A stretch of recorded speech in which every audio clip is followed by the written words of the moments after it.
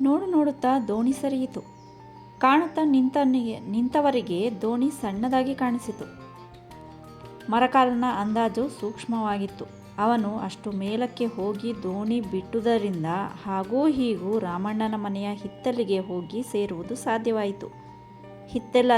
ಹಿತ್ತಲಿನ ಮಾವಿನ ಮರಗಳ ನಡುವೆ ಹೋಗಿ ತಗಲಿ ನಿಂತಿತು. ಬಂದುದು ಬರೀ ಅರ್ಧ ಮೈಲು ದೂರವಾಗಬಹುದು. ಮರಗಳು ಮರೆಯಾಗಿದ್ದುದರಿಂದ ಆ ಕಡೆ ಹೋಗುವುದೂ ಕಷ್ಟವಿತ್ತು. ಆಚೆ ಏನಿತ್ತೆಂದು ಕಾಣಿಸುವುದೂ ಇಲ್ಲವಾಯಿತು.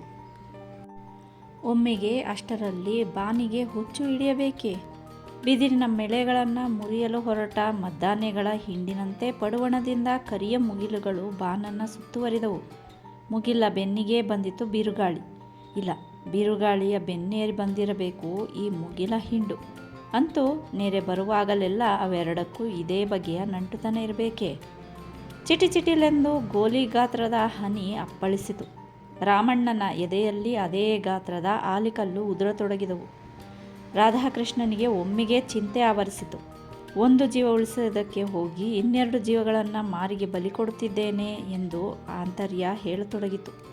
ಅವರು ಮರದ ರೆಂಬೆಗಳನ್ನು ಹಿಡಿದುಕೊಂಡು ದೋಣಿಯಲ್ಲೇ ಕುಳಿತಿದ್ದಾರೆ. ರೆಂಬೆಗಳ ಎಡೆಗೆ ಸಿಲುಕಿದ ದೋಣಿ ತೇಲಿ ಹೋಗುವ ಭೀತಿ ಇರಲಿಲ್ಲ. ಮಳೆ ಒಂದೇ ಸಮನೆ ಬರತೊಡಗಿದೆ. ಒಮ್ಮೆ ಮಳೆಯ ಅಬ್ಬರ, ಇನ್ನೊಮ್ಮೆ ಗಾಳಿಯ ಅಬ್ಬರ ಆವೃತ್ತಿಯಿಂದ ಬರುವಂತೆ ಕಂಡಿತು. ನದಿಯ ಮೇಲ್ಗಡೆ ಮಬ್ಬು ಕವಿಯಿತು. ಮಳೆ ನಿಲ್ಲುವ ಭರವಸೆಯೇ ಕಾಣಿಸಲಿಲ್ಲ.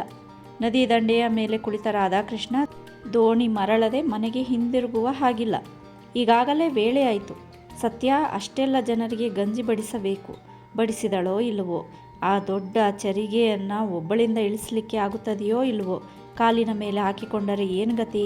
ನಾನು ಇಲ್ಲಿ ಇರುವುದಕ್ಕೂ ಇಲ್ಲ, ಅಲ್ಲಿ ಇರುವುದಕ್ಕೂ ಇಲ್ಲ ಎಂಬ ಯೋಚನೆಗಳು ಬಂದವು. ಅಷ್ಟರಲ್ಲಿ ದೊಡ್ಡ ಪಾತ್ರೆಯೇ ಇಲ್ಲವಲ್ಲ, ಸಣ್ಣದರಲ್ಲೇ ಒಂದೆರಡು ಆವರ್ತಿ ಬೇಯಿಸಬೇಕು. ನಾನು ಇಲ್ಲಿರುವ ಬದಲು ಅಲ್ಲಿದ್ದರೆ ಆಗುತ್ತಿತ್ತೇನೋ ಎಂಬ ಯೋಚನೆ ಮಾಡತೊಡಗಿದ. ಅವನ ಮನಸ್ಸು ಯಾವ ತೆರನ ಕಳವಳಗಳಿಂದ ತುಂಬಿತ್ತೆಂದು ಬಣ್ಣಿಸಲು ಬರುವಂತೆ ಇರಲಿಲ್ಲ. ಒಂದು ಕಡೆ ನೀರು ಪಾಲಾದ ದೋಣಿಯ ಚಿಂತೆ, ಇನ್ನೊಂದು ಕಡೆ ಮನೆಯಲ್ಲಿರುವ ಅನಾಥರ ಚಿಂತೆ, ಮೂರನೆಯದೇ ಆದ ಚಿಂತೆಯೂ ಬರುತ್ತಿತ್ತು. ಮಳೆಯಲ್ಲಿ ತೊಯ್ದು ಬಾಣಂತಿಯ ಪಾಡು ಏನಾಯಿತೋ ಎಂದು. ಆದರೂ ಅಲ್ಲಿಂದ ಕಾಲು ಕೀಳಲು ಮನಸ್ಸು ಬಾರದು. ಆಪತ್ತಿಗೆ ಧುಮುಕಿದವರು ಬರುವ ತನಕ ಕಾಯಬೇಡವೇ? ಆಚೀಚೆ ಕುಳಿತವರು ಅಲ್ಲಿ ಮಳೆಯಲ್ಲೇ ಕಾಯಲಾರದೆ ಕರೆದು ತಂದವರನ್ನು ನೋಡುವ ಸಲುವಾಗಿ ಹೊರಟು ಹೋದರು. ಆಗ ಸೂರ್ಯ ಕಾಣಿಸುವಂತಿದ್ದರೆ ಬೆಳಗೆಲ್ಲವೂ ಕಳೆದು ಹೊತ್ತು ನೆತ್ತಿಗೆ ಏರಿ ತಿರುಗಿರಬೇಕಿತ್ತು. ಅವನ ಹೊಟ್ಟೆಯಲ್ಲಿಯೂ ಹಸಿವು 1, 2, 3 ಎಂದು ಗಂಟೆಯನ್ನು ಬಾರಿಸುತ್ತಲೇ ಇತ್ತು. ಸಮಯವನ್ನು ಕಳೆದಂತೆ ಆತನ ಮುಖ ನಿರಾಶೆಯಿಂದ ತುಂಬಿಕೊಂಡಿತು. ತಾನೇಕೆ ಮರಕಾಲನನ್ನು ಹುರಿದುಂಬಿಸಿ ಕಳುಹಿದ ಮೇಲೆ ತಾನೂ ಅವರ ಜೊತೆಯೊಳಗೆ ಹೋಗಬೇಡದೆ ಎಂದು ಚಿಂತೆ ಪಡುವಂತಾಯಿತು. ಮರಕಾಲನ ಕಥೆಯನ್ನು ಕೇಳುತ್ತೀರಾ? ಅವನು ಹೋಗುವಾಗ ಅಷ್ಟೊಂದು ತೊಂದರೆ ಆಗಲಿಲ್ಲ. ಮುಂದೆ ಬೀಸಿದ ಗಾಳಿ ಮಳೆ ದಾರಿಯಲ್ಲೇ ಎದುರಾಗಿದ್ದರೆ ಅವರ ಪಾಡು ಏನಾಗುತ್ತಿತ್ತೋ? ಅಷ್ಟರೊಳಗೇನೆ ತಾವನ್ನ ಸೇರಿದರು. ದೋಣಿಯನ್ನು ಮರದ ಕೊಂಬೆಗೆ ಬಿಗಿದು ತಾವು ಮರದ ಕೊಂಬೆಯನ್ನು ಏರಿದರು. ಇನ್ನು ಮಳೆಗಾಳಿಯ ಭರ ಎಂದು ತಗ್ಗೀತು ಎಂದು ಕಾಯುವ ಕೆಲಸ. ಅದು ಬಿಟ್ಟರೆ ಮೆಲ್ಲಗೆ ದೋಣಿಯನ್ನು ಮರದ ಆಚೆಗೆ ಮಗ್ಗುಲಿಗೆ ತಂದು ಅಲ್ಲಿಂದ ಮುಂದೆ ಇರುವ ಮನೆಗೋ ಇನ್ನೊಂದು ಮರಕ್ಕೋ ಹೋಗುವುದು ಸಾಧ್ಯ. ಈಗ ಏನು ಮಾಡುವುದಕ್ಕೂ ಇಲ್ಲ. ಅಲ್ಲಿನ ಪ್ರವಾಹ ತುಂಬ ಬಲವಾಗಿದೆ. ಸಾಲದುದಕ್ಕೆ ತಡೆಯಲಾರದಷ್ಟು ಗಾಳಿ ಮಳೆ. ಅವಸರ ಮಾಡಿದಲ್ಲಿ ದೋಣಿಯು ಮುಗುಚಬಹುದು. ಮರಕಾಲನಿಗೆ ಉತ್ಸಾಹ ಬರುವಂತೆ ರಾಮಣ್ಣ ಮಾತನಾಡುತ್ತಿದ್ದ. ಇಷ್ಟೇ ದೂರ, ಇಷ್ಟೇ ಬಯಲಾದರೆ ಹೇಗೂ ಹಿಂದಕ್ಕೆ ಹೋಗಬಹುದು. ಆದರೆ ನಾನೆನ್ನುತ್ತೇನೆ, ನೀನು ಮನುಷ್ಯನಲ್ಲ. ನೀನಾದ್ದಕ್ಕೆ ತೋಳನ್ನು ತೆಗೆದೆ ನನ್ನ ಕೈಯಿಂದ ತೊಳೆಯೇ ತೇಲಿ ಹೋಗುತ್ತಿತ್ತು ಎಂದು ಮಾತನಾಡುತ್ತಿರುವಾಗಲೇ ಗಾಳಿಯ ಅವಾಂತರ ತೊಡಗಿತು. ಬಂತೇ ತಿರುಗಿ ಈ ಶನಿ ಮಳೆ ಎಂದನು ಮರಕಾಲ. ಅದರ ಅಬ್ಬರದಲ್ಲಿ ಇಬ್ಬರೂ ತೊಯ್ದು ಚಳಿಯಿಂದ ನಡುಗತೊಡಗಿದರು. ದೂರದ ದಂಡೆಯಲ್ಲಿ ರಾಧಾಕೃಷ್ಣ ಎಂದು ಈ ಅರಿಷ್ಟದ ಮಳೆ ಬರುವುದು ನಿಂತಿತೋ ಎಂದು ಕಾದಂತೆಯೇ ಇವರೂ ಇಲ್ಲಿ ಜಪ ಮಾಡುತ್ತಿದ್ದಾರೆ. ಮರಕಾಲನಿಗೆ ತಾಳ್ಮೆ ಕೆಟ್ಟಿತು. ಎಷ್ಟು ಹೊತ್ತೆಂದು ಕಾದು ಕುಳಿತಿರುವುದು? ಇದು ಬಿಡುವ ಜಾತಿಯ ಮಳೆಯೇ ಅಲ್ಲ. ಇದನ್ನು ನಂಬಿದರೆ ನಾವು ಇಲ್ಲೇ ಸಾಯುವ ಋಣವಿದ್ದರೆ ಸಾಯುತ್ತೇವೆ, ಬದುಕುವ ಅದೃಷ್ಟ ಇದ್ದವರು ಬದುಕುತ್ತಾರೆ ಎಂದು ದೋಣಿಯ ಹಗ್ಗವನ್ನು ಬಿಡಿಸಿದ. ಮರದ ಕೊಂಬೆಗಳನ್ನು ಒಂದೊಂದಾಗಿ ಹಿಡಿದುಕೊಂಡು ದೋಣಿಯನ್ನು ಮುಂದಕ್ಕೆ ತಳ್ಳಿಕೊಂಡು ಮಾವಿನ ಮರದ ಈಚಿನ ಮಗ್ಗಲಿಗೆ ಬಂದ. ಈಚೆ ಬಂದರೆ ಮುಂದಕ್ಕೇನು ಕಾಣಿಸುವ ಸ್ಥಿತಿಯೂ ಇರಲಿಲ್ಲ. ರಾಮಣ್ಣ, ಇದು ನಿಮ್ಮ ಮನೆಯ ಮುಂದಿನ ಮಾವಿನ ಮರ ಅಲ್ವೇನಯ್ಯ ಎಂದು ಕೇಳಿದ. ಹ್ಞೂ, ಆದರೆ ಮನೆ ಕಾಣಿಸೋದಿಲ್ವಲ್ಲ ಎಂದು ಗಾಬರಿಯಾದ. ಕಾಣಲು ಮಳೆ ನಿಲ್ಲಬೇಕಲ್ವೇ? ಹೌದು, ನಿಲ್ಲಬೇಕು. ಅದರೊಳಗೆ ಏನು ಗತಿಯೋ, ಆ ಮರ ಮನೆಯಷ್ಟೇ ಎತ್ತರ, ಅದು ಏರಿನಲ್ಲೇ ಇದೆ. ಆದರೆ ಈ ನೀರಿನ ಒಯ್ಲಿಗೆ ಮನೆ ಉಳಿಯಲಿಕ್ಕಿಲ್ಲ. ನನಗೇನೋ ಬರಿಯ ಭ್ರಮೆ. ಅಪ್ಪ ಹೋದನೆಂದೇ ಲೆಕ್ಕ, ಬೇಡ ಎಂದೆ. ದುಡ್ಡಿನ ಪಿಶಾಚಿ ಹಿಡಿದಿತ್ತು.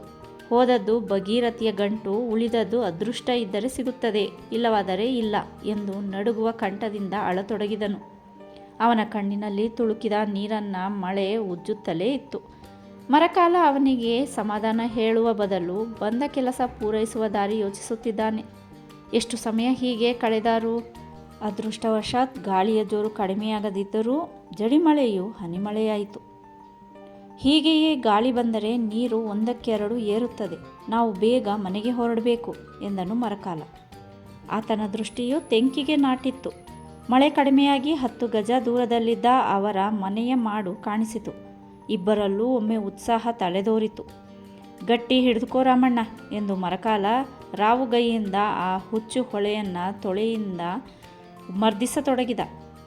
ದೋಣಿ ಅಂಬಿನಂತೆ ಮನೆಯ ಹುಲ್ಲಿನ ಚಾವಣಿಗೆ ಹೋಗಿ ಬಡಿಯಿತು. ಹಿಡಿ ಹಿಡಿ ಎಂದು ಇಬ್ಬರೂ ಕೂಗಿದರು. ಹೇಗೋ ಮಾಡಿ ಮಾಡನ್ನು ಬಾಚಿ ಎಳೆದರು. ಮಹಡಿಯು ನೀರಿನ ಮೇಲೆ ಕಾಣಿಸುತ್ತಿತ್ತು. ದೋಣಿಯನ್ನು ಜಾಗ್ರತೆಯಿಂದ ಕಿಟಕಿಯೊಂದರ ಸರಳಿಗೆ ಕಟ್ಟಿದರು. ರಾಮಣ್ಣ, ಅಪ್ಪ ಅಪ್ಪ ಎಂದು ಕೂಗಿದ. ಆ ಗದ್ದಲಕ್ಕೆ ಅದು ಯಾರಿಗೆ ಕೇಳಿಸಬೇಕು? ತಂದೆ ಯಾವ ಮೂಲೆಯಲ್ಲಿದ್ದಾನೋ? ಇಬ್ಬರು ಕಪಿಗಳಂತೆ ಮಾಡು ಹತ್ತಿದರು. ಮಾಡಿನ ಹುಲ್ಲನ್ನು ತೂತು ಮಾಡಿ ಬಿದಿರಿನ ಎಳೆಗಳನ್ನು ಹಿಗ್ಗಿಸಿ ಮಹಡಿಯೊಳಕ್ಕೆ ಹಾರಿದರು. ಒಳಗಡೆ ಮುದಿ ಸುಬ್ಬು ಪೂಜಾರಿ ರಾವು ಬಡಿದ ಮುಖದಿಂದ ಕೂತಿದ್ದಾನೆ. ತೆಂಕಣದ ಕಿಟಕಿಯನ್ನು ತೆರೆದು ನದಿಯ ನೀರನ್ನು ನೋಡುತ್ತಿದ್ದಾನೆ. ನಡುವಿಗೆ 4-6 ಬಂಜೆ ತೆಂಗಿನ ಕಾಯಿಗಳನ್ನು ಕಟ್ಟಿಕೊಂಡಿದ್ದ. ಜತೆಗೆ ಒಂದು ಅರಿವೆಯ ದಟ್ಟಿಯೂ ಇತ್ತು. ಕೈಯಲ್ಲಿ ಒಂದು ಕಿರಿಯ ಗಂಟು. ಅಲ್ಲಿ ಕುಳಿತು ಜಲ ಪ್ರಯಾಣದ ತಯಾರಿ ನಡೆಸಿದ್ದ. ಮಗನ ಮುಖವನ್ನು ಕಾಣುತ್ತಲೇ ಸುಬ್ಬ, ಹೇಗೆ ಬಂದ್ರಿ? ನಾನು ಇನ್ನೂ ಒಂದು ಗಳಿಗೆ ಹೆಚ್ಚು ಕಡಿಮೆಯಾದರೆ ನೀರನ್ನು ಹಾರಿ ಹೇಗಾದರೂ ತೇಲಿಕೊಂಡು ಹೋಗುತ್ತೇನೆ ಎಂದು ಮಾಡಿದ್ದೆ. ನಿಮಗೇನು, ನಾನು ಹೇಳಿದರೆ ತಾಗುವುದಿಲ್ಲ. ಮನೆ ಇಷ್ಟು ಹೊತ್ತು ನಿಂತದೇ ಆಶ್ಚರ್ಯ. ಮಣ್ಣಿನ ಗೋಡೆಯಲ್ವೇ? ಮನೆ ಬೀಳುತ್ತಿದ್ದರೆ ಇಲ್ಲಿಯೇ ಆಗುತ್ತಿತ್ತು. ಬನ್ನಿ ಹೋಗುವ, ದೋಣಿಯನ್ನು ತಂದಿದ್ದೇವೆ ಎಂದ. ದೋಣಿಯೇ ಎಂದು ಆತ ಜಿಗಿದು ಹಾರಿದ. ಎಲ್ಲರೂ ತಿರುಗಿ ಮಾಡನ್ನೇರಿದರು. ತಂದೆಯ ಸೊಂಟದ ಬಂಜೆಕಾಯಿಗಳನ್ನು ಕಂಡು ಮಗ, ಈ ಬಂಜೆಕಾಯಿಗಳನ್ನು ಬಿಡಿಸಬಾರದೆ? ಮಾಡಿನ ತೂತಿನಿಂದ ನೀವು ಬರುವುದು ಹೇಗೆ ಎಂದ. ಮರಕಾಲ, ಅದನ್ನು ಬಿಡಿಸಲಿ, ಆದರೆ ಬಿಟ್ಟು ಬರುವುದು ಬೇಡ ಎಂದ. ಅಪ್ಪ, ಆ ಕೈಗಂಟು ಇಲ್ಲಿ ಕೊಡಿ ಎಂದ. ಬೇಡ, ಇರಲಿ ನನ್ನ ಹತ್ರ ಎಂದನು ಆ ಮುದುಕ. ಎಲೆ ಅಡಿಕೆ ಚೀಲ ಪೂಜಾರಿಗಳ ಕೈ ತಪ್ಪಬಾರದಲ್ವೇ ಎಂದನು ಮರಕಾಲ. ಎಲ್ಲರೂ ಮಾಡನ್ನು ಏರಿದರು. ತಿರುಗಿ ದೋಣಿಯನ್ನು ಸೇರಿದರು. ಮಳೆ ಪೂರ್ಣವಾಗಿ ಹೋಗಿರಲಿಲ್ಲ, ಆದರೆ ಬರಿಯ ಜಿನುಗು ಮಳೆ. ಪೂಜಾರರೇ, ನಿಮ್ಮ ಮನೆ ಈ ತನಕ ಉಳಿದದ್ದೇ ನಿಮ್ಮ ಅದೃಷ್ಟ ಎಂದುಕೊಂಡು ಮರಕಾಲ ಅವರಿಬ್ಬರನ್ನು ಕುಳ್ಳರಿಸಿಕೊಂಡು ದೋಣಿಯನ್ನು ಎದುರು ನೀರಿಗೆ ಹೊಡೆದ. ಎಷ್ಟು ರಟ್ಟೆ ಬಡಿದರೂ ಅಂಗುಲ ದೂರ ಹೋಗುವುದೂ ಕಷ್ಟವಾಗಿತ್ತು. ಅಂತೂ ಮಾವಿನ ಮರಗಳನ್ನು ಸೇರಿದರು. ಅದನ್ನು ಹಿಡಿದು ಅವನು ಸುತ್ತುವರಿದು ಹೊರಟ ದಂಡೆಗೆ ಮುಖ ಮಾಡಿ ನಿಲ್ಲಿಸಿಕೊಂಡ. ರಾಮಣ್ಣ, ಇನ್ನೂ ಹೆದರಿಕೆ ಇಲ್ಲ, ತೊಳೆಯ ಕೆಲಸವಿಲ್ಲ. ನಾನು ಚುಕ್ಕಾಣಿ ಹಿಡಿಯುತ್ತೇನೆ. ಒಯ್ಲಿಗೆ ದೋಣಿ ಬಿಟ್ಟು ಮೆಲ್ಲಗೆ ಬದಿಗೆ ಬರುವ. ಕೆಳಗಿಂದ ಮರಮ್ಮಟ್ಟು ತಡೆದರೆ ಮಾತ್ರ ಹೆದರಿಕೆ. ನಿನಗೆ ತಿಳಿದಿದ್ದರೆ ಬಯಲಿನ ಅಂದಾಜು ಹೇಳು ಎನ್ನುತ್ತಲೇ ಆತ ಅಲ್ಲಿನ ಬಯಲಿನ ನಕಾಶೆಯನ್ನು ಬಾಯ್ತೆರೆಯಿಂದ ಹೇಳಿದ. ಮರಕಾಲನಿಗೆ ಕುಳಿತು ಬೇಸರವಾಗಿ, ಪೂಜಾರರೇ, ಒಂದು ವಿಳೆಯ ಕೊಡಿ ನೋಡುವ, ಹಾಗೆಯೇ ಒಂದು ಹೊಗೆ ಸೊಪ್ಪಿನ ಚೂರು ಎಂದು ಕೇಳಿದ. ಇದು ಎಲೆ ಅಡಿಕೆ ಸಂಚಿ ಅಲ್ಲ ಮರಳೆ. ಓ, ಗೊತ್ತಾಯಿತು, ಪವನಿನ ಗಂಟು ಸಮಪಾಲು ಉಂಟಲ್ಲ ನನಗೆ ಎಂದು ನಗುತ್ತಾ ಮರಕಾಲ. ಹೌದೌದು ಎಂದು ಉಭಯ ಸಂಕಟದಿಂದ ಪೂಜಾರಿ ಹೇಳಿದ. ಗಾಳಿಯ ಬಿಡುವಿಗಾಗಿ ಕಾದರೂ ಗಾಳಿ ನಿಂತರೆ ಮಳೆ ನಿಲ್ಲದು, ಮಳೆ ನಿಂತರೆ ಗಾಳಿ ನಿಲ್ಲದು. ರಾಮಣ್ಣ, ಏನೂ ಆಗಲಿ, ಹೋಗಿ ಬಿಡುವ, ಹೊತ್ತಿನ ಹೊತ್ತು ಆಗುವುದಿಲ್ಲ. ಹೀಗೆ ಕುಳಿತು ಪ್ರಯೋಜನವಿಲ್ಲ ಎನ್ನುವಾಗಲೇ ದೆವ್ವದಂತಹ ಕಲ್ಲೋಲವಾಯಿತು. ಮಾವಿನ ಮರಕ್ಕೂ ತೆಂಕಣ ನೀರಿನ ತೆರೆಗಳು ಬಡಿದುವು. ಏನೆಂದು ಯೋಚಿಸುತ್ತಿರುವಾಗಲೇ ಪಡುವಣ ಪ್ರವಾಹದಲ್ಲಿ ಒಂದು ಹುಲ್ಲಿನ ರಾಶಿ ತೇಲುವುದು ಕಂಡಿತು. ಅಪ್ಪ ಕಂಡಿಯಾ, ಮನೆ ಬಿತ್ತೆಂದು ಕಾಣುತ್ತದೆ, ಮಾಡು ತೇಲುತ್ತಿದೆ ಎಂದ ರಾಮಣ್ಣ. ನಾವು ಬರುವುದು ಒಂದು ಗಳಿಗೆ ಹೆಚ್ಚು ಕಡಿಮೆಯಾಗಿದ್ದರೆ ಎಲ್ಲವೂ ವ್ಯರ್ಥವಾಗುತ್ತಿತ್ತು. ಮುಖ್ಯ ದೇವರು ಕಾಪಾಡಿದ್ದು ಎಂದ ಮರಕಾಲ. ಏನು, ನಾನು ಸಾಯುತ್ತಿದ್ದೇನೆಂದೆ? ಬಂಜೆಕಾಯಿ ಕಟ್ಟಿಕೊಂಡಿದ್ದೆ. ಈ ಸಿಹೆ ಬರುತ್ತಿದೆ, ಅಷ್ಟು ತ್ರಾಣ ಸಾಕು. 20 ಎತ್ತರದ ಒಂದು ತಾಳೆ ಮರವನ್ನು ಏರಿ ಮೂರ್ತೆ ಕಟ್ಟುವುದಿಲ್ವೇನೋ ನಾನು ಎಂದು ಮುದುಕ ದಿಮಾಕಿನಿಂದ ನುಡಿದ. ಹೌದು, ಹಾಗೆಯೇ ಈಸಿ ಉಳ್ಳಾಲದಲ್ಲಿ ನೆಂಟರ ಮನೆಗೆ ಹೋಗಿ ಸೇರುತ್ತಿದ್ದಿರಿ ಎಂದು ನಕ್ಕು ಹೇಳಿದ ಮರಕಾಲ. ಮಾತಿಗೆ ಇದು ಹೊತ್ತು ಅಲ್ಲವೆಂದು ಆತ ಅವರಿಬ್ಬರನ್ನ ಕುರಿತು, ಇಬ್ಬರು ಗಟ್ಟಿಯಾಗಿ ಬಾಣಿಯನ್ನು ಹಿಡಿದುಕೊಳ್ಳಿ, ಗಾಣಿಗೆ ದೋಣಿ ಹೊಂಗೀತು, ಆದರೂ ಕೈ ಬಿಡಬೇಡಿ, ದೇವರು ಕಾಪಾಡ್ತಾನೆ ಎಂದು ಗೆಲ್ಲುಗಳ ಕೈಬಿಟ್ಟನು. ಎಲ್ಲಿಗೆ ಹೋದರೂ ಇನ್ನು ದಡವೆ ಚುಕ್ಕಾಣಿಯನ್ನು ಹಿಡಿದು ಕುಳಿತ. ದೋಣಿ ವೇಗವಾಗಿ ಪಡು ಬಡಗಣ ದಿಕ್ಕಿಗೆ ಓಡಿತು. ಮಳೆ ತಿರುಗಿ ಜೋರಾಯಿತು. ಮುಂದಿನ ದಾರಿ ಕಾಣಿಸದಾಯಿತು. ಹಿಂದೆ ಕುಳಿತ ಮರಕಾಲ ಕಣ್ಣು ಮಿಟುಕಿಸುತ್ತಾ, ರಾಮಣ್ಣ, ಎದುರಿಗೆ ಏನಾದರೂ ಅಡ್ಡವಾದರೆ ಹೇಳು ಎಂದು ಎಚ್ಚರಿಸಿದ. ಬರಿಯ 10 ನಿಮಿಷದೊಳಗಾಗಿ ದೋಣಿ ಒಂದು ತೆಂಗಿನ ತೋಟವನ್ನು ಹೋಗಿ ಸೇರಿತು. ಕುಳಿತವರು ಎದ್ದು ನಿಂತು ಮರದ ಸೋಗೆಗಳನ್ನು ಹಿಡಿದುಕೊಂಡರು. ಹಾಗೆ ಗರಿಗಳನ್ನು ಎಳೆಯುತ್ತಾ ತೋಟವನ್ನು ಪಾರಾಗುತ್ತಲೇ ಇನ್ನೂ ಒಂದು ನೀರಿನ ಹಾಳೆ ಕಾಣಿಸಿತು. ತಿರುಗಿ ಮುಂದುವರಿದರು. ದೋಣಿ ವೇಗವಾಗಿ ಹೋಗಿ ಒಂದು ಕೇದಗೆಯ ಹಳುವನ್ನು ಹೊಕ್ಕಿತು. ಅದರ ಗರಗಸದ ಎಲೆಗಳು ಮುದಿ ಪೂಜಾರಿಯ ಮೈಯನ್ನು ಸವರಿ ರಕ್ತ ಬರಿಸಿದುವು. ಏ ಮಾರಾಯ, ಎಲ್ಲಿ ನುಗ್ಗಿಸಿದೆ ನಮ್ಮನ್ನು ಎಂದನು ಆ ಮುದುಕ. ಮರಕಾಲ ದೋಣಿಯನ್ನು ಹಿಂದಕ್ಕೆ ತಳ್ಳಿ ಹಳುವನ್ನು ತಪ್ಪಿಸಿ ಇದು ಇರುವ ಗುಡ್ಡದ ಅಂಚನ್ನು ಸೇರಿದ. ಒಮ್ಮೆ ನೆಲ ಸೇರಿದರು. ಉಸಿರಿಗೂ ದೇವರು ಕಾಪಾಡಿದನಪ್ಪ ಎಂದುಕೊಂಡರು. ಸಮೀಪದ ಯಾವುದೋ ಗಿಡಕ್ಕೆ ದೋಣಿಯನ್ನು ಬಿಗಿದು ಒಂದು ಸಾರಿ ಗೂಡಾರವನ್ನು ಸೇರುವ ಎಂದು ಗುಡ್ಡದ ಕಡೆಯಿಂದ ಮೇಲೆ ಏರಿದರು. ಅಲ್ಲಿಂದ ಆ ಗಾಳಿ ಮಳೆಗೇನೆ ನಡೆದು ಬಂದರು. ಪಾಪ, ನದಿ ದಂಡೆಯಲ್ಲಿ ಕಾದು ಬೇಸತ್ತ ರಾಧಾಕೃಷ್ಣ ತುಸು ಮೊದಲು ಮನೆಯನ್ನು ಸೇರಿದ್ದ. ಮರಕಾಲ ಮನೆಗೆ ಬರುವಾಗ ಸತ್ಯ ಹೊರಗಿದ್ದಳು. ನೀನು ಬಂದಿಯೋ ಪುಣ್ಯಾತ್ಮ, ನಿನ್ನನ್ನು ಯಾಕೆ ನಾನು ಕಳುಹಿಸಿದೆ ಎಂದವರು ಅಳುವುದೊಂದೇ ಬಾಕಿ, ಅಷ್ಟೊಂದು ಹೆದರಿ ಹೋಗಿದ್ದಾರೆ ಎಂದಳು. ರಾಮಣ್ಣ, ಮಾಸ್ತರರೆಲ್ಲಿ ಹಾಗಾದರೆ ಎಂದು ಕೇಳಿದನು. ಅವರೀಗಷ್ಟೇ ಒಂದು ತುತ್ತು ಉಂಡು ತಿರುಗಿ ಓಡಿದರು. ಅಪ್ಪ, ನಾನು ಮಾಸ್ತರರನ್ನು ಕರೆದುಕೊಂಡು ಬರುತ್ತೇನೆ. ಅವರ ದಾಕ್ಷಿಣ್ಯಕ್ಕೆ ಅಲ್ಲವಾದರೆ ಈ ಬಿರುಮ ಹೊರಡುತ್ತಿರಲಿಲ್ಲ. ಅವನಿಗೇನಾದರೂ ಗಡದ್ದು ಇನಾಮು ಕೊಡಬೇಕು ಎಂದು ಹೇಳಿದ್ದಾರೆ ಅವರು. ಬಿರುಮ ಇವತ್ತು ಏನು ಮಾಡುವ ಹಾಗೂ ಇಲ್ಲ. ಮುಂದಿನ ಠಾವು ಠಿಕಾಣಿಯನ್ನು ಕಾಣಬೇಕಲ್ಲ. ನಾಳಿನ ಸಾಯಂಕಾಲ ನಮ್ಮ ರಾಮಣ್ಣ ನಿನ್ನನ್ನು ಅಂಗಡಿಗೆ ಕರೆದುಕೊಂಡು ಹೋಗಿ ಕಳ್ಳಿನಲ್ಲಿ ಸ್ನಾನ ಮಾಡಿಸ್ತಾನೆ, ಆಯಿತೋ ಎಂದ ಮುದಿ ಪೂಜಾರಿ. ಮರಕಾಲನಿಗೆ ನೆತ್ತಿಗೆ ಏರಿತು ಕೋಪ. ನೀವು ಕೊಡುವ 2 ಸೀಸೆ ಹೆಂಡಕ್ಕೆ ಬಂದುದಲ್ಲ ನಾನು ನಮ್ಮ ಮಾಸ್ತರರ ದಾಕ್ಷಿಣ್ಯಕ್ಕೆ ಬಂದೆ, ನಿಮ್ಮ ಇನಾಮಿಗಲ್ಲ ಎಂದು ಬಿಟ್ಟ. ತಂದೆ ಮಕ್ಕಳಿಬ್ಬರೂ ಹೊರಟರು. ರಾಮಣ್ಣ ಮುಂದೆ ಹೋದವನು ತಿರುಗಿ ಅವಸರವಾಗಿ ಹಿಂದೆ ಬಂದು ಮರಕಾಲನ ಕಿವಿಯಲ್ಲಿ, ನಮ್ಮ ಅಪ್ಪನ ಹಣೆಬರವೇ ಹಾಗೆ, ನಿನ್ನ ಋಣ ತೀರಿಸುವ ಭಾರ ನನ್ನದು, ನಿನ್ನ ಉಪಕಾರ ಜೀವ ಹೋದರೂ ಮರೆಯಲಿಕ್ಕಿಲ್ಲ ನಾನು ಎಂದು ನುಡಿದು ರಾಧಾಕೃಷ್ಣನನ್ನು ಕರೆಯಲು ಹೋದನು.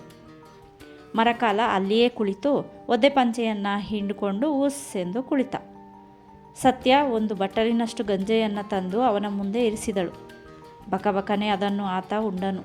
ಉಣ್ಣುವಾಗ ಚಳಿಯಲ್ಲಿ ನಡುಗುತ್ತಿದ್ದ ಅವನನ್ನು ಕಂಡು, ಹೋಗು, ಬಚ್ಚಲು ಒಲೆಯಲ್ಲಿ ಬೆಂಕಿ ಇದೆ, ಸ್ವಲ್ಪ ಚಳಿ ಕಾಯಿಸ್ಕೊ ಎಂದು ತನ್ನ ಕೆಲಸದಲ್ಲಿ ತಳ್ಳಿನಳಾದಳು.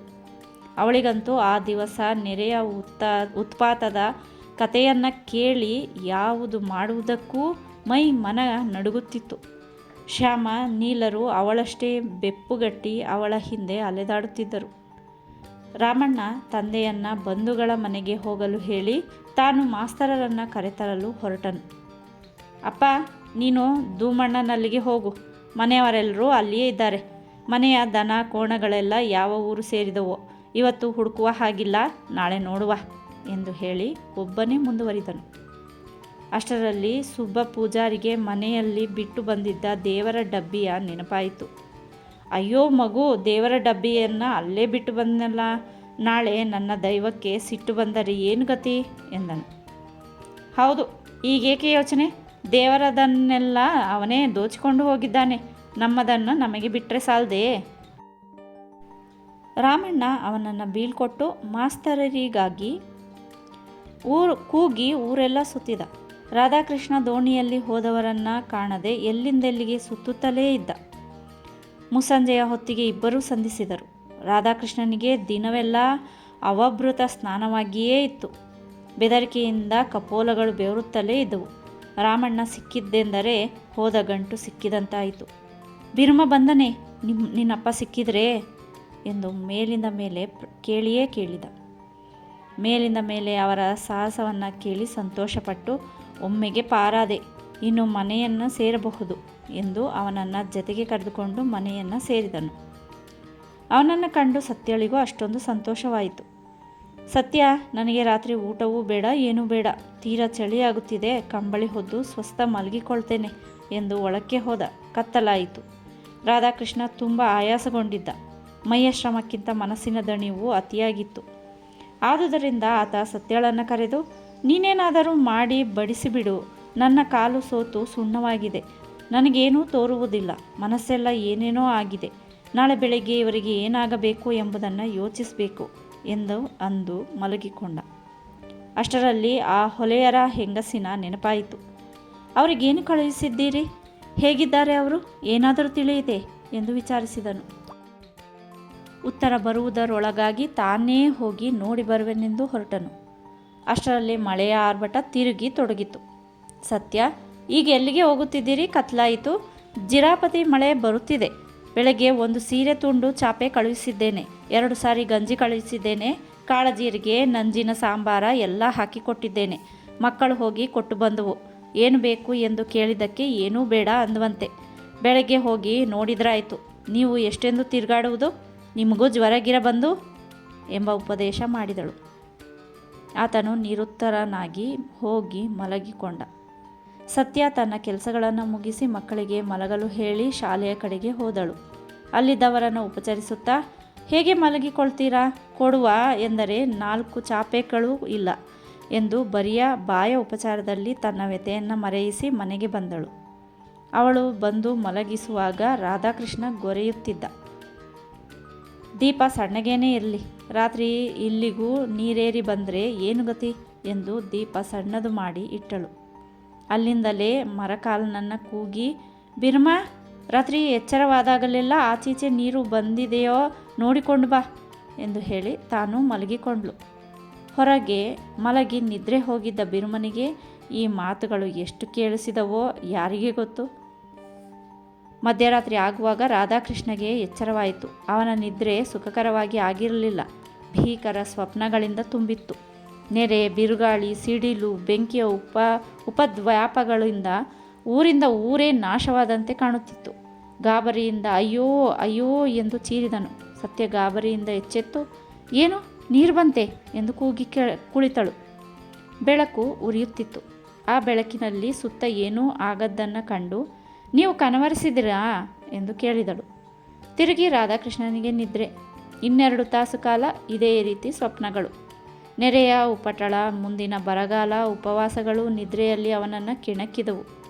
ಇನ್ನೊಮ್ಮೆ ಸರಿಯಾಗಿ ಎಚ್ಚರವಾಯಿತು. ಹೆದರಿಕೆಯಿಂದ ಸ್ವಪ್ನಗಳಿಗೆ ಅಂಜಿ ಕುಳಿತುಕೊಂಡ. ಗೋಡೆಗೆ ಒರಗಿಕೊಂಡು ಯೋಚಿಸತೊಡಗಿದ. ನಾಳಿನ ಗತಿಯೇನು? ಇವರನ್ನು ಸಾಕಲು ಅಕ್ಕಿ ಎಲ್ಲಿಂದ ತರಲಿ? ಮಂಗಳೂರಿಗೆ ಹೋಗಿ ಈ ಅನಾಹುತದ ಪರಿಯನ್ನು ತಿಳಿಸಿ ಏನಾದರೂ ಸಹಾಯ ಗಳಿಸಬೇಡವೇ? ಆ ನೆನಪಿನಲ್ಲಿ ಬೇರೊಂದು ನೆನಪು ಹುಟ್ಟಿತು. ಮರಕಾಲನ ಮನೆಯಲ್ಲಿ ತಂದು ಹಾಕಿದ ಹೊಲತಿಯರ ಪಾಡಿನ ನೆನಪು. ಸತ್ಯಳು ಏನು ಎಂದು ಅರ್ಧ ತೂಕಡಿಕೆಯಲ್ಲಿಯೇ ಮಾತನಾಡಿದಳು. ಅವರಿಗೆ ಸಾಯಂಕಾಲ ಗಂಜಿ ಕಳುಹಿಸಿದೆ ಎಂದಿಯಾ? ಏನೋ ಹೇಳಿದೆ ನೀನು ಆಗ, ನನಗೆ ನೆನಪಾಗಲೊಲ್ಲದು ಎಂದ. ಸತ್ಯ, ಸಾಯಂಕಾಲ ಶ್ಯಾಮ ಹೋಗಿ ಗಂಜಿ ಕೊಟ್ಟು ಬಂದಿದ್ದ. ಅವನು ಗಂಜಿ ಇರಿಸಿ ಬಂದನಂತೆ. ಅವರು ಮಲಗಿಕೊಂಡಿದ್ದರಂತೆ. ಚೆನ್ನಾಗಿ ನಿದ್ದೆ ಹತ್ತಿರಬೇಕು ಎಂದು ಹೇಳಿದ ಎಂದಳು. ಆತ, ಯಾಕೋ ನನಗೆ ಅವರದ್ದು ಹೆದರಿಕೆಯಾಗುತ್ತಿದೆ. ಅವರಿಬ್ಬರನ್ನೇ ಅಲ್ಲಿ ಬಿಟ್ಟದ್ದು ತಪ್ಪಾಯಿತು. ಈ ಗಾಳಿ ಮಳೆಗೆ ಆ ಮನೆಯ ಅವಸ್ಥೆ ಏನಾಗಿದೆಯೋ ಹೋಗಿ ನೋಡಿಕೊಂಡು ಬರಲೇ ಎಂದನು. ಈಗ ಇನ್ಯಾವಾಗ? ಬೆಳಗ್ಗಿನಿಂದಲೂ ಹೋಗಲಿಲ್ಲ. ಯೋಚನೆಯಿಂದ ನಿದ್ದೆ ಬರುವಂತಿಲ್ಲ. ಟಾರ್ಚ್ ದೀಪ ಇದ್ದರೆ ಆಗುತ್ತಿತ್ತು. ಲಾಟಾನು ಗಾಳಿಗೆ ನಿಲ್ಲಲಿಕ್ಕಿಲ್ಲ. ಇದೆಯಲ್ಲ, ಅದರ ಬ್ಯಾಟರಿ ಹೇಗಿದೆಯೋ ತೆಗೆಯದೆ ಬಹಳ ದಿವಸವಾಯಿತು ಎಂದು ಅದನ್ನು ಅರಸಿ ತಂದಳು. ಹಾಗಾದರೆ ಹೋಗಿ ಬರುತ್ತೇನೆ. ಮರಕಾಲನನ್ನು ಕರೆದುಕೊಂಡು ಹೋಗಿ. ಮರಕಾಲನಿಗೆ ತೊಂದರೆಯಾದರೂ ಚಿಂತೆ ಇಲ್ಲ ಎಂದು ಅವನನ್ನು ಎಬ್ಬಿಸಿ ಎಚ್ಚರಿಸಿ ಆ ಮನೆಯ ಕಡೆಗೆ ಹೋದರು. ಹೋಗಿ ಕದ ತಟ್ಟುವ ಕಾರಣವೂ ಇದಿರಲಿಲ್ಲ. ಗಾಳಿಗೆ ಅದು ತೆರೆದೇ ಇತ್ತು. ತುಸು ಆಶ್ಚರ್ಯವಾಯಿತು. ರಾಧಾಕೃಷ್ಣ ಬೆಳಕು ಒಳಗೆ ಹಾಯಿಸಿದ. ಮರಕಾಲ ಒಳಗೆ ಕಾಲಿಟ್ಟು ಬಗ್ಗಿ ನೋಡಿದ. ಒಳಗಡೆ ಕತ್ತಲಲ್ಲಿ ಒಂದು ಹರಕು ಚಾಪೆಯ ಮೇಲೆ ಬಾಣಂತೆ ಮಲಗಿದ್ದಳು. ಮಗು ಕಿರ್ಚುತ್ತಿತ್ತು. ಮುದುಕಿ ಮಾತ್ರ ಅಲ್ಲಿ ಕಾಣಿಸಲಿಲ್ಲ. ಅರೆ, ಆ ಜಬ್ಬಿ ಎಲ್ಲಿಗೆ ಹೋದಳು ಎಂದು ಕೂಗಿದ. ಇಬ್ಬರೂ ಅಲ್ಲಿ ತಟಸ್ಥವಾಗಿ ನಿಂತು ಮಲಗಿದಾಕೆಯನ್ನು ನೋಡುತ್ತಲೇ ಇದ್ದಾರೆ. ಮುಖದ ಬಟ್ಟೆಯನ್ನು ಈಚೆ ಎಳೆದರು. ಟಾರ್ಚ್ ಬೆಳಕಿನಲ್ಲಿ ನೋಡುತ್ತಲೇ ರಾಧಾಕೃಷ್ಣನಿಗೆ ರೋಮಾಂಚನವಾಯಿತು. ಮೈ ಮುಟ್ಟಿ ನೋಡಿದನು. ಅವಳು ಇನ್ನೂ ಮಾತನಾಡಳು. ಆಕೆಯ ಅವತಾರ ಸಮಾಪ್ತಿಯಾಗಿತ್ತು. ಭೀತಿಗೊಂಡು ಆಕೆಯ ಅತ್ತೆಯು ಅಲ್ಲಿಂದ ಓಡಿ ಹೋಗಿರಬೇಕು. ಇದು ಯಾರಿಗೆ ಗೊತ್ತು? ಅಲ್ಲಿಂದ ತಂದು ಇಲ್ಲಿ ಕೊಂದ ಹಾಗಾಯಿತೇ ಎಂದನು ಮರಕಾಲ. ಸಂಜೆ ಗಂಜಿಯ ಪಾತ್ರೆ ತಂದಿರಿಸುವಾಗ ಇಬ್ಬರೂ ಮಲಗಿದ್ದರು ಎಂದು ಶ್ಯಾಮ ಹೇಳಿದನಂತೆ ಎಂದು ಆಚೀಚೆ ರಾಧಾಕೃಷ್ಣ ನೋಡಿದನು. ಗಂಜಿಯ ಪಾತ್ರೆ ಹಾಗೇನೇ ಇತ್ತು. ಅದನ್ನು ಮುಟ್ಟಿದವರಿಲ್ಲ. ಅಲ್ಲಿ ಈಗ ಉಳಿದವು 2 ಜೀವಗಳು ಮಾತ್ರ. ಸ್ವರ ಆಡಿಸುತ್ತಿರುವುದೊಂದು, ಅನಂತ ಮೌನವನ್ನು ಸೇರಿದುದು ಇನ್ನೊಂದು. ಹಾಗಾದರೆ ಮುದುಕಿ ಏನಾದಳು? ಇವಳು ತನ್ನ ಸೊಸೆ, ಅವಳ ಗಂಡ ಎಲ್ಲಿಯೋ ಗುಟ್ಟದಲ್ಲಿದ್ದಾನೆ ಎಂದು ಹಾಗಿದೆಯಲ್ಲ. ಶವ ತೆಗೆಯಬೇಕಲ್ಲ, ಅದಕ್ಕೆ ನೆಂಟರನ್ನು ಆರಿಸಿಕೊಂಡು ಹೋಗಿರಬೇಕು. ಈ ನೆರೆಯ ಗದ್ದಲದಲ್ಲಿ ಯಾರಾದರೂ ಸಿಕ್ಕಿದರೋ ಇಲ್ಲವೋ, ಅಥವಾ ಈ ಕತ್ತಲಲ್ಲಿ ಎಲ್ಲಿಗೋ ಹೋಗಿ ಏನು ಆಯಿತೋ ಎಂದನು ಮರಕಾಲ. ರಾಧಾಕೃಷ್ಣನ ಮುಖ ಬೆವರಿಟ್ಟಿತು. ಒಂದೇ ಸವನೆ ಕಿರ್ಚುತ್ತಿದ್ದ ಕೂಸನ್ನು ಕಂಡು ತುಟಿ ತೊದಲಿತು. ಅದರ ಬಳಿ ಹೋಗಿ ಕುಳಿತುಕೊಂಡನು. ಅದರ ಹಣೆಯ ಮೇಲೆ ಕೈಯಿರಿಸಿದನು. ಏನು ಮಾಡಲಿ ಎಂದು ಮರಕಾಲನನ್ನು ಕೇಳಿದನು. ಮರಕಾಲ, ನಾವೀಗ ಏನೂ ಮಾಡುವ ಹಾಗಿಲ್ಲ. ಹೊರಗೆ ಮಳೆ ಬಿಟ್ಟಿದೆ. ಈ ಮಗು ಒಂದನ್ನೇ ಇಲ್ಲಿ ಬಿಡುವುದು ಸರಿಯಲ್ಲ. ಕಾಟು ನಾಯಿಯೋ ನರಿಗಳೋ ಬಂದು ತಿಂದುಬಿಟ್ರೆ ನಾನು ಮನೆಗೆ ಎತ್ತುಕೊಂಡು ಹೋಗುತ್ತೇನೆ. ನಿನಗೆ ಹೆದರಿಕೆ ಆಗದಿದ್ದರೆ ಇಲ್ಲೇ ಕಾವಲಿರು. ಆ ಮುದುಕಿ ಬರುವ ತನಕ ಯಾರಾದರೂ ಒಬ್ಬರು ಇರಬೇಕಲ್ಲ ಎಂದನು. ರಾಧಾಕೃಷ್ಣ ಮಗು ಎತ್ತುವುದನ್ನು ಕಂಡು, ಅದನ್ನು ನೀವು ಹಿಡಿದುಕೊಳ್ಳುವುದು ಬೇಡ, ನಾನು ತೆಗೆದುಕೊಳ್ಳುತ್ತೇನೆ. ಹೆಣಕ್ಕೆ ಯಾವ ಮಣ್ಣಿಗೆ ಕಾವಲು? ಇಲ್ಲಿ ಒಬ್ಬನೇ ಇರುವುದಕ್ಕೂ ಧೈರ್ಯವಿಲ್ಲ. ಬಾಗಿಲಿಗೆ ಚಿಲಿಕೆ ಇದೆ, ಹಾಕಿ ಹೋಗಿ ಬಿಡುವ. ಮರಕಾಲನಿಗೆ ಸಾವಿನ ಹೆದರಿಕೆ ಇಲ್ಲ ಎಂಬುದು ಅಂದು ಖಚಿತವಾಗಿತ್ತು. ಆದರೆ ಸತ್ತವರ ಭೀತಿ ಇನ್ನೂ ಇದೆ ಎಂದು ತೋರಿ ನಗು ಬಂದಿತ್ತು. ಮರಕಾಲ ಆ ಕೂಸನ್ನು ಎತ್ತಿಕೊಂಡ. ಇಬ್ಬರು ತ್ವರೆಯಿಂದ ಮನೆಗೆ ಸಾಗಿದರು. ದಾರಿಯಲ್ಲಿ ರಾಧಾಕೃಷ್ಣನ ಮನದ ತಳಮಳ ಹೇಳತಿರದು. ನಡೆದ ದುರ್ಘಟನೆಗಾಗಿ ನೋವು ಒತ್ತಟ್ಟು, ಮಗುವಿನ ವಿಷಯವಾದ ಚಿಂತೆ ಇನ್ನೊತ್ತಟ್ಟು. ಬರಿಯ ದಿನ ತುಂಬಿದ ಆ ಕೂಸನ್ನು ಎಲ್ಲಿಗೆ ಒಯ್ಯಬೇಕು, ಯಾರು ಆರೈಕೆ ಮಾಡಬೇಕು, ಅದಕ್ಕೆ ತಾನಲ್ಲದೆ ಇನ್ನಾರು ಗತಿ ಎಂಬ ಯೋಚನೆ ಬರುತ್ತಲೇ ತಾನು ಸತ್ಯಳೆಂದೇ ತೋರಿ ಅಳುಕು ಬಂತು. ತುಂಬ ನಿಷ್ಠಾವಂತರ ಮನೆಯಲ್ಲಿ ಹುಟ್ಟಿದವಳು ಅವಳು. ತನ್ನ ಜತೆಗಾರ್ತಿಯಾಗಿ ಇಷ್ಟೊಂದು ತಾಪತ್ರಯ ಅನುಭವಿಸುತ್ತಿದ್ದುದು ಸಾಲದೆನ್ನುವುದಕ್ಕೆ ಈ ಹೊಸ ಹೊರೆಯನ್ನು ಒಪ್ಪಿಸುವುದೇ ಎಂದು ಚಿಂತಿಸುವಂತಾಯಿತು. ಮರಕಾಲ ಅಂತಾನೆ, ಅಯ್ಯ, ನಾಳೆ ನಾಳಿದ್ದು ಹುಡುಗಿ ಎಲ್ಲಿಯಾದರೂ ಮಕ್ಕಳಿಲ್ಲದ ಹೊಲೆಯರಿಗೆ ಕೊಟ್ಟು ಬಿಡುವ. 1-2 ದಿವಸ ಬಾಯಿಗೆ ಬತ್ತಿ ಹಾಲು ಉಣಿಸಬೇಕಾದೀತು. ಕೆಲಸ ಕಷ್ಟವಿದೆ. ಆದರೆ ನೀವು ಬೇಕಂತಲೇ ಸುತ್ತಿಕೊಂಡ ಅವಾಂತರ ಇದು. ಯಾರೇನು ಮಾಡೋದು ಎಂದ. ಮರಕಾಲ, ಇದನ್ನೆಲ್ಲ ತಾಪತ್ರಯ ಎಂದು ತಿಳಿಯಬಾರದು, ತಿಳಿದು ಮಾಡಬಾರದು. ಏನು ಮಾಡುವುದಿದ್ರೂ ಅದನ್ನು ಸಂತೋಷದಿಂದ ಮಾಡಬೇಕು. ಯಾರಿಗೆ ಯಾವ ಗಳಿಗೆಗೆ ಏನೇನು ಕಷ್ಟ ಬಂದೀತು ಎಂದು ಹೇಳುವುದು ಹೇಗೆ? ನಾಳೆ ನಾನು ನೀನು ಸುದ್ದಿ ಇಲ್ಲದೆ ಕಣ್ಣು ಮುಚ್ಚಬಾರದೆಂದು ಇದೆಯೇ? ಹೌದು ಒಡೆಯ, ಸಾವು ಮಾತ್ರ ಯಾರಿಗೂ ತಪ್ಪಿದ್ದಲ್ಲ. ಅದಕ್ಕೆ ಅಲ್ವೇ ಆ ಮಳೆ ಗಾಳಿಯಲ್ಲಿ ಸುಬ್ಬ ಪೂಜಾರಿಯನ್ನು ತರಲಿಕ್ಕೆ ಹೋದದ್ದು. ಅಷ್ಟೆಲ್ಲ ಮಾಡಿದ್ದಕ್ಕೆ ಅಯ್ಯ ಪೂಜಾರಿ ಕೊಡುವ ಇನಾಮ್ ಗೊತ್ತೇ? ನಾಳೆ ಒಂದಿಷ್ಟು ಕಳ್ಳಿನ ನೀರು ಕುಡಿಸ್ತಾನಂತೆ. ಈ ಹೊಲತಿ ಸಾಯುವ ಬದಲು ಅವನಂಥವರು ಸತ್ತಿದ್ದರೆ ಊರಿಗೆ ಸುಖ. ಏನು ಮಾತನಾಡುತ್ತಿ ಮರಕಾಲ?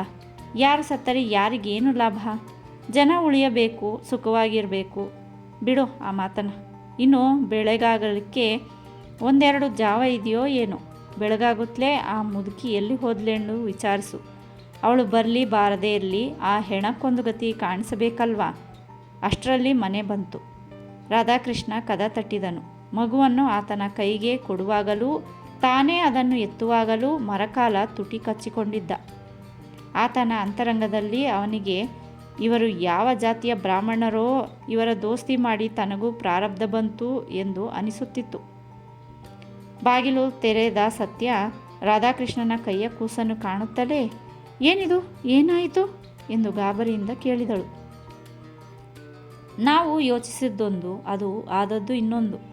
ಶ್ಯಾಮ ನಿನ್ನೆ ಸಂಜೆ ಇಬ್ಬರನ್ನ ನೋಡಿದ್ದೇ ಸುಳ್ಳಾಗಿರಬೇಕು. ಅವನು ಇಟ್ಟ ಗಂಜಿಯ ಪಾತ್ರೆ ಹಾಗೆಯೇ ಇದೆ. ಈ ಮಗುವಿನ ತಾಯಿ ಸತ್ತು ಹೋಗಿದ್ದಾಳೆ. ಅತ್ತೆ ಅಲ್ಲಿಂದ ಓಡಿದ್ದಾಳೆ. ಇದನ್ನು ತೆಗೆದುಕೊಂಡು ಬಂದೆ. ನೀನು ಏನು ಅನ್ನುತ್ತೀಯೋ ನನಗೆ ತಿಳಿಯದು ಎಂದು ದನಿಯನ್ನು ಸಣ್ಣದು ಮಾಡಿ ಹೇಳಿದನು. ನಿಜಕ್ಕೂ ತಂದೆಯು ಮಡಿದ ಆ ದಿನ ಅವನ ಮನಸ್ಸಿನಲ್ಲಿ ಉಂಟಾದ ಬೇಸರದ 4 ಪಾಲು ನೋವು ಈಗ ಉಂಟಾಗಿದೆ. ಅವನ ಮುಖವನ್ನೇ ಸತ್ಯ ನೋಡಿದಳು. ಆ ಮುಖದ ಇಂಗಿತವನ್ನು ಕ್ಷಣದಲ್ಲೇ ಅರಿತಳು. ನಿಮಗೇನು ಬೇಸರ? ನಾನು ಏನಾದರೂ ಅಂದೆನೋ ಎಂದೇ? ನನಗೂ ಏನೆಂದು ದಾರಿ ತೋರುವುದಿಲ್ಲ. ಆದರೆ ಆಪತ್ತು ಬಂದಾಗಲ ಹೊಲೆಯರು ಬ್ರಾಹ್ಮಣರು ಒಂದೇ. ಜೀವ ಜೀವವೇ, ಬದುಕು ಬದುಕೇ. ಹೀಗೆಂದು ಒಂದು ಮೂಲೆಯಲ್ಲಿ ಚಾಪೆ ಹರಡಿ ಬಟ್ಟೆ ಹಾಸಿ ಮಗುವನ್ನು ತಾನೇ ಎತ್ತಿಕೊಂಡು ಹೋಗಿ ಮಲಗಿಸಿದಳು. ಆ ಮಗುವಿನ ಮೇಲೆ ಒಂದು ಅರಿವೆಯನ್ನು ಒದಿಸಿದಳು. ಎಲ್ಲ ಗಡಿಬಿಡಿ ಮುಗಿಯುತ್ತಲೇ ಯಾರಿಗಾದರೂ ಕರೆದುಕೊಡುವ. ಆಮೇಲೆ ಮನೆಗೆ ಶುದ್ಧ ಗೋಮಯ ಸಾರಿಸಿ ಎಂದಳು. ರಾಧಾಕೃಷ್ಣನ ಮನಃಶಾಂತಿ ಕಲಕಿ ಹೋಯಿತು. ಆಕೆಯ ಬಾಯಿಂದ ಬಂದ ಆ ಕೊನೆಯ ಮಾತುಗಳು ಅವನನ್ನು ಯೋಚನೆಗೆ ಈಡು ಮಾಡಿದವು. ಆಪದ್ಧರ್ಮ ಎಂದಷ್ಟೇ ಸತ್ಯ ನನ್ನ ಕೃತಿಯನ್ನು ಒಪ್ಪಿರಬೇಕು ಎಂದುಕೊಂಡ. ಸತ್ಯ ಹೋಗಿ ಮಲಗಿದಳು. ಈತ ಗೋಡೆಗೆ ಒರಗಿ ಅಲ್ಲಿಂದಲೇ ತೂಕಡಿಸತೊಡಗಿದ. ನಡುವೆ ಕೂಸು ಅಳುತ್ತಿತ್ತು. ಅದಕ್ಕೂ ತ್ರಾಣ ಸಾಲದೆ ಶಾಂತವಾಯಿತು. ಬೆಳಕು ಹರಿಯುವ ತನಕ ಯಾರೂ ಏನೂ ಮಾಡುವಂತಿರಲಿಲ್ಲ. ರಾಧಾಕೃಷ್ಣನಿಗೆ ತಿರುಗಿ ಗಾಢವಾದ ನಿದ್ರೆ. ಆ ನಿದ್ರೆಯಲ್ಲಿ ಇನ್ನೂ ಹೆಚ್ಚಿನದಾದ ಭೀಕರ ಸ್ವಪ್ನಗಳು. ಬೆಳಕು ಹರಿಯಿತು. ಹೊರಗೆ ಮಳೆಯೂ ಬಿಟ್ಟಿತು. ಮನೆಯಲ್ಲಿ ಯಾರಿಗೂ ಎಚ್ಚರವಾಗಿರಲಿಲ್ಲ. ಆದರೆ ಶಾಲೆಯಲ್ಲಿ ವಸತಿ ಮಾಡಿದವರು ಹೊಳವಾದ ಸಂಗತಿಯನ್ನು ಕಂಡು ನೀರು ಇಷ್ಟು ಇಳಿದಿದೆ ಎಂದು ನೋಡಲು ಹೋದರು. ಬೆಳಗ್ಗೆ ಎದ್ದ ಮರಕಾಲನಿಗೆ ತಲೆ ತುಂಬ ಚಿಂತೆ. ಆ ಓಡಿ ಹೋದ ಮುದುಕಿಯನ್ನು ಹುಡುಕಬೇಕು, ಹೆಣವನ್ನು ತೆಗೆಯಿಸಬೇಕು. ಸಾವಾದ ಆ ಮನೆಯನ್ನು ತಾನು ಇನ್ನೂ ಹೋಗುವಂತಿಲ್ಲ. ತನಗೆ ಬಿಡಾರವಿಲ್ಲದಾಯಿತು. ಹೆಂಡತಿಯನ್ನು ಹೇಗೆ ಮಾಡಿಯಾದರೂ ಕರೆತರುವ ಎಂದು ಯೋಚಿಸಿದರೂ ದಾರಿಯಿಲ್ಲ. ಇವೆಲ್ಲ ಅವನ ಸಂಸಾರದ ಚಿಂತೆಗಳು. ಸತ್ಯ ಎದ್ದವಳೆ ಕೂಸನ್ನು ನೆನೆದು ಎಮ್ಮೆಯನ್ನು ಕರೆಯಲು ಹೋದಳು. ದಣಿದ ಗಂಡನನ್ನು ಎಚ್ಚರಿಸಲು ಅವಳಿಗೆ ಮನಸ್ಸಾಗಲಿಲ್ಲ. ಅವಳ ಮನಸ್ಸು ನಿದ್ರೆ ಕಳೆದು ತಿಳಿಗೊಂಡ ಮೇಲೆ ಈ ಕೂಸನ್ನು ಎಷ್ಟು ದಿನ ಸಾಕಬೇಕು ಎಂಬ ವಾಸ್ತವಿಕ ಪ್ರಪಂಚದ ತುಲನೆಯಲ್ಲಿತ್ತು. ಅವಳ ಮನಸ್ಸಿನಲ್ಲಿ ಅದು ಬರಿಯ ಶೂದ್ರ ಶಿಶು ಎಂದಿತ್ತು. ತೀರಾ ಕೆಳದರ್ಜೆಯ ಹೊಲೆಯರ ಮಗು ಎಂದು ಇನ್ನೂ ಹೊಳೆದಿರಲಿಲ್ಲ. ನೆರೆಗೆ ಬಲಿಯಾದ ಊರವರ ಚಿಂತೆಯು ನೂರಾರು ಬಗೆಯಾಗಿತ್ತು. ಬಂದ ನೆರೆ 2 ದಿನಗಳಲ್ಲಿ ಕುಗ್ಗಿ ಇಳಿಯಿತು. ಬಯಲನ್ನು ಆವರಿಸಿದ ನೀರು ಇಳಿಯಲು ಇನ್ನೂ 4 ದಿನ ಹಿಡಿಯಿತು. ಆದರೆ ಎತ್ತರದ ಮನೆಯ ತಾವುಗಳೆಲ್ಲ ತಿರುಗಿ ತಲೆ ಎತ್ತಿ ನಿಂತಿದ್ದವು. ನೆರೆಯ ಬಿರುಸು ಬರಿಯ 1 ದಿವಸ ಕಾಲ ಕಾಣಿಸಿತ್ತಾದರೂ ಮಾಡುವ ಹಾವಳಿಯನ್ನು ಅದು ಮಾಡಿಕೊಂಡೇ ಹೋಗಿತ್ತು. ಬರಿಯ ಕೆಳ ಬಯಲಿನವರಿಗಷ್ಟೇ ಬಂದ ನೆರೆಯಲ್ಲ ಅದು. ನೇತ್ರಾವತಿಯ ದಂಡೆಯಲ್ಲಿ ವಾಸಿಸಿದ ಎಲ್ಲರೂ ಅದರ ಉಲ್ಬಣವನ್ನು ಸಹಿಸಬೇಕಾಯಿತು. ಜಿಲ್ಲೆಯ ಇತರ ನದಿಗಳು ನೇತ್ರಾವತಿಯಂತೆಯೇ ಸೊಕ್ಕಿದ್ದುವು. 3-4 ದಿನಗಳ ಕಾಲ ಒಂದೂರಿನಿಂದ ಇನ್ನೊಂದೂರಿಗೆ ಸುದ್ದಿ ಹೋಗುವುದು ಅಸಾಧ್ಯವಾಗಿತ್ತಾದರೂ ವಾರ ಮುಗಿಯುವುದರೊಳಗಾಗಿ ಇಡೀ ಜಿಲ್ಲೆಯ ಕಂಗಾಲು ಸ್ಥಿತಿ ಎಲ್ಲರಿಗೂ ತಿಳಿದುಬಂತು. ಪ್ರತಿಯೊಬ್ಬರೂ ತಮ್ಮ ತಮ್ಮ ಊರಿನ ನೆರೆ ಹಾವಳಿಯನ್ನು ಕುರಿತು ಮಿರುಗು ಕೊಟ್ಟು ಕೇಳುವವರೇ. ಒಂದೇ ಬಾರಿ 10 ಹೆಣ ತೇಲಿ ಹೋದುದನ್ನು ಕಂಡಿದ್ದೇವೆ ಎನ್ನುವವರು ಉಂಟು. 1000 ದನಕರುಗಳು ನೀರು ಪಾಲಾದವು ಒಂದು ಹಳ್ಳಿಯಲ್ಲೇ ಎನ್ನುವವರು ಉಂಟು. ಏನಾದರೂ 10,000 ಮನೆಗಳು ನಾಶವಾಗಿರಬಹುದು ಎಂದು ಗಣಿತ ಹಾಕುವವರು ಉಂಟು.